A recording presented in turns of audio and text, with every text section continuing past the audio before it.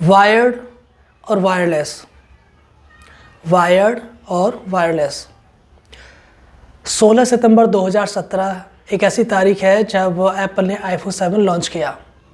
IPhone 7 के साथ एक बड़ी घटना जुड़ी हुई है। एप्पल के एक ऐसे निर्णय की जो पहली बार एप्पल ने नहीं लिया। ऐसे निर्णय एप्पल ने पास्ट में भी लिए हैं। तो क्या था वो निर्णय?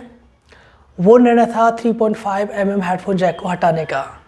और जब ये हेडफोन जैक आईफोन 7 से हटाया गया तो जो इंडस्ट्री के जो एनालिस्ट थे उनका ये मानना था कि ये हेडफोन जैक अब वो फिर से किसी और आईफोन में नहीं आएगा, और वैसा ही हुआ।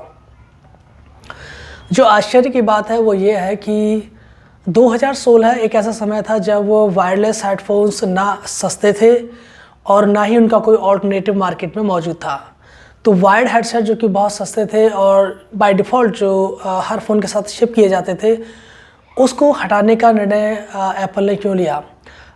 इसका मतलब ये नहीं था कि हेडफोन जैक को हटाने के साथ एप्पल ने जो वायर्ड हेडसेट थे वो शिप नहीं किए आईफोन के साथ में, वो शिप किए थे। लेकिन जो 3.5 mm हेडफोन से मिलने वाली जो क्वालिटी है, उस स्तर की क्वालिटी आपको उस हेडफोन जैक से नहीं मिलती, जो चार्जिंग जो पॉइंट होता है उसके थ्रू केबल कनेक्ट करके हम लेते हैं।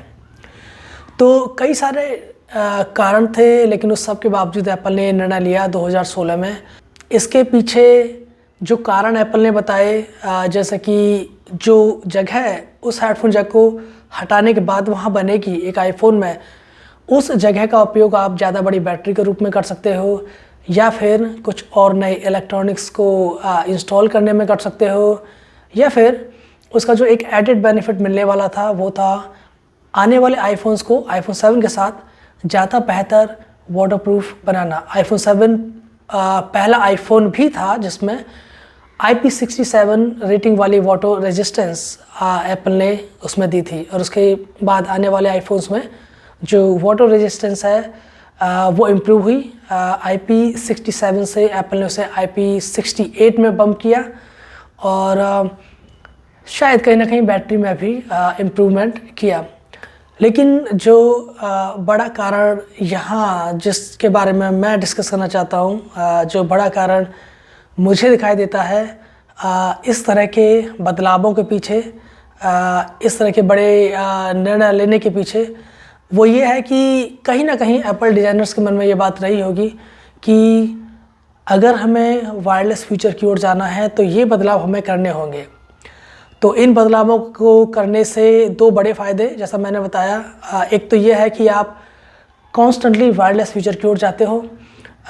जब आप हेडफोन को हटाने का निर्णय लेते हो तो इसका मतलब ये है कि आप डायरेक्टली और इनडायरेक्टली इन ईयर वायरलेस हेडफोन की जो एक नई इंडस्ट्री है उसको आप पुश कर रहे हो। हेडफोन बनाने की दिशा में न केवल आप खुद जाना चाहते हो, बल्कि जो और भी मैन्युफैक्चरर्स हैं उन्हें भी आप पुश कर रहे हो कि इस दिशा में जाया जाए, और वैसा हुआ भी। नेक्स्ट आईफोन जो अगले साल लॉन्च हुआ उसके साथ एप्पल ने एयरपॉड लॉन्च किए, सैमसंग ने गैलेक्सी बड्स लॉन्च किए, और फिर जो कुछ और बड़ी कंपनियां जैसे कि चाइनीज़ कंपनियां शाओमी, उन्होंने भी अपने एयर पावर बड्स जो होते हैं उनको लॉन्च किया।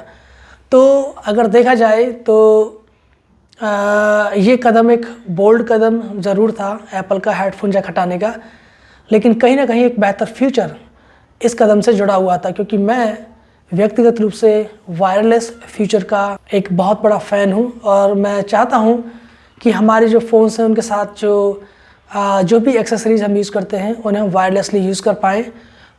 कोई भी वायरिंग टेंगलमेंट ना हो, केबल्स का कोई झगड़ा ना हो। और दो टेक्नोलॉजी हैं जिनकी हमें ज़रूरत है अगर हमें पूरी तरह से वायरलेस फीचर की ओर जाना है, तो वो है कि एक फ़ोन या लैपटॉप के साथ यूज़ होने वाली एक्सेसरीज सारी वायरलेस हो, और साथ में जितने भी डिवाइसेस हम यूज़ करते हैं अपने घरों में, या जैसे कि सेल फ़ोन है, लैपटॉप्स हैं, और भी बहुत सारे डिवाइसेस हैं जो वायर्ड हैं जिन्हें हम यूज़ करते हैं, अगर ये सभी वायरलेस हो जाएं।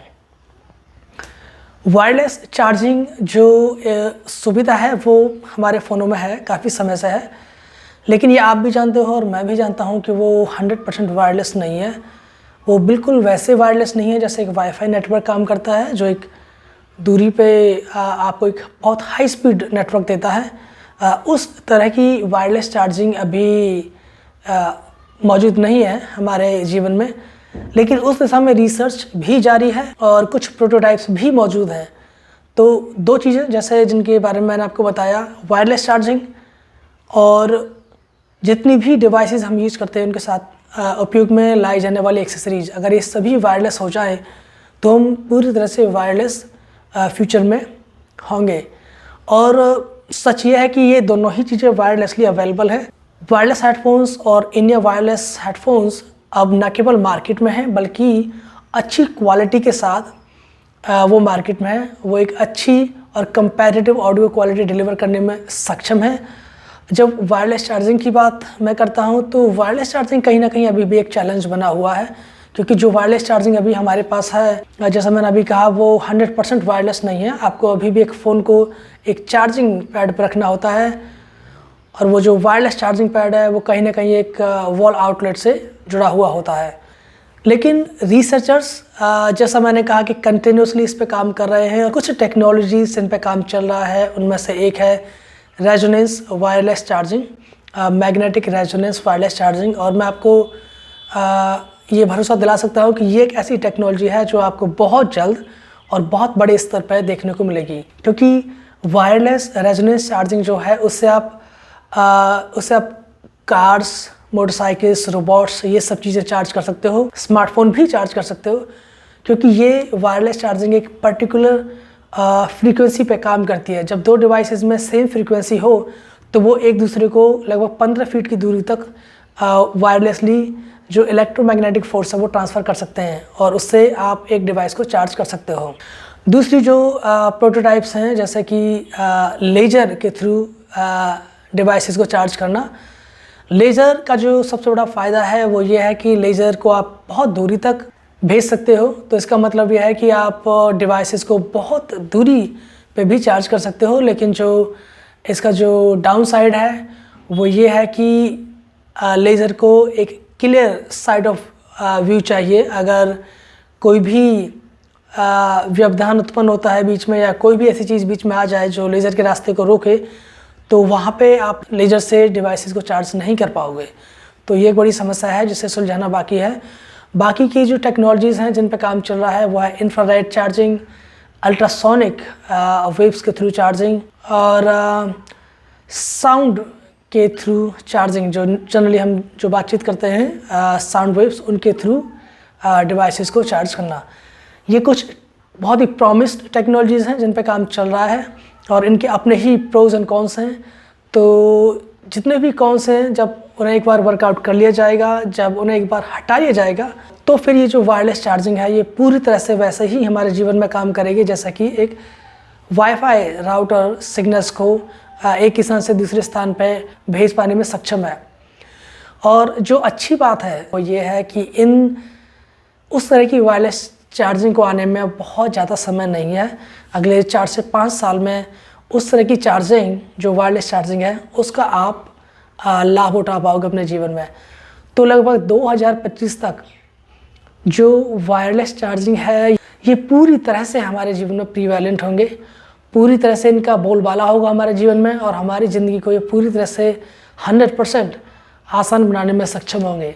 तो यही वो वायरलेस फ्यूचर है जिसके बारे में मैं बात करना चाहता था। जब मैंने शुरू में वायर्ड और वायरलेस शब्दों का नाम लिया तो मेरा उद्देश्य यही था। मैं ये जानना चाहता था कि आप वायर्ड दुनिया में ज़्यादा इंटरेस्टेड हैं या वायरलेस में, और मैं क्लियरली वायरलेस फ्यूचर में ज़्यादा इंटरेस्टेड हूँ। और मुझे खुशी है इस बात की कि ये जो वायरलेस फ्यूचर है, जो 100% वायरलेस फ्यूचर है, तो ये फ्यूचर बहुत ज़्यादा दूर नहीं है, ये बहुत नज़दीक है। तो इस वीडियो में वायरलेस फ्यूचर के बारे में मैं सिर्फ इतना ही आपको बताना चाहता हूँ। कुछ अमेजिंग चीज़ें जो आपके मन में हो सकती हैं, जो आपने कहीं देखी हो, सुनी हो, जानी हो, प्लीज़ उन्हें कमेंट में मुझे बताइए, क्योंकि मुझे बहुत अच्छा लगता है इन चीज़ों के बारे में जानना, और आपसे इन चीज़ों के बारे में जानने में मुझे बहुत ज़्यादा खुशी होगी। तो thank you so much for watching this video and thank you so much for being with me. Channel को सब्सक्राइब ज़रूर करें ताकि आने वाली वीडियोज़ को आप मिस ना कर पाएँ, और अगर बेल आइकन को आप क्लिक करते हैं तो उसका फ़ायदा ये होगा कि जब भी मैं एक नई वीडियो अपलोड करूँगा उसका नोटिफिकेशंस आपको मिल पाएगा और आप जान पाओगे कि हाँ, मेरी तरफ से एक नई वीडियो अपलोड की गई है और आप उसका आनंद ले पाओगे। तो फिर अगली वीडियो में मिलते हैं। थैंक यू सो मच, आप सबका बहुत धन्यवाद इस वीडियो को देखने के लिए।